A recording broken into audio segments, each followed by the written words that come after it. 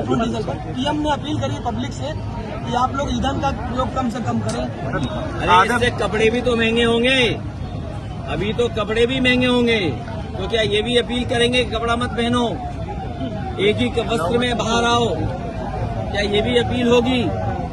और फिर ये जो नीट एग्जाम है, ये लीक एग्जाम हो गया है। नीट एग्जाम नहीं, ये लीक एग्जाम है।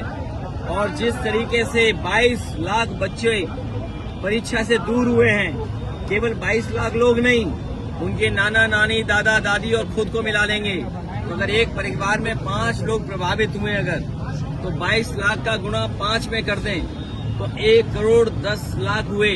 और 1 करोड़ 10 लाख तो अपने आप बीजेपी के खिलाफ हो गए। और यूपी में 4 लाख लगभग बच्चे हैं जिन्होंने नीट की परीक्षा लिखी है, वो भी इनके खिलाफ है उनका परिवार। तो ये सरकार में बचेंगे कैसे? बीजेपी वालों को अपनी जमीन ढूंढनी पड़ेगी। राहुल जी रायबरेली गए हैं, लेकिन बीजेपी कह रही है कि जमीन तलाश नहीं पाएंगे दलित गए। अभी सिलेंडर वाली हारी हैं, समाजवादियों ने और गठबंधन ने मिलकर के, किसी को सिलेंडर वाली कहा जाता था, उन्हें हराया है। और अभी जो 2024 का चुनाव हुआ उसमें हारी है बीजेपी।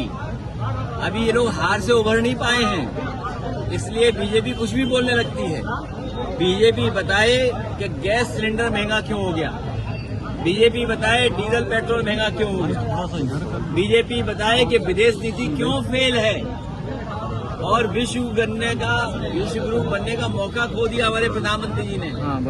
अगर वो ईरान उतर गए होते हवाई जहाज लेकर के, तो आज दुनिया में सबसे बड़े विश्व गुरु हमारे ही प्रधानमंत्री होते। जनता से अपील कर रहा है कि और तुमने समझा नहीं, सोने की चिड़िया बोलने वाला अमृत काल में बीजेपी वाले सोने की चिड़िया सहम गई है।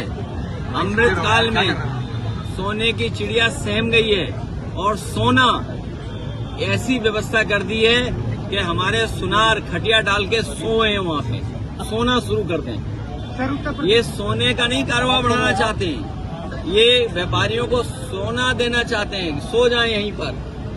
और ये इसलिए कर रहे हैं क्योंकि सबसे वसूली नहीं कर सकते हैं, छोटे दुकानदारों से, छोटे कारोबारियों से। तो ये बड़े बड़े जो धन्ना सेठ हैं उनके शोरूम खुलवा देंगे, उनसे वसूली करना आसान होगा। इसलिए अपनी वसूली के लिए ये छोटे छोटे दुकानदारों को तबाह कर रहे हैं। सर, सुभाष ज्वाइनिंग हुई है।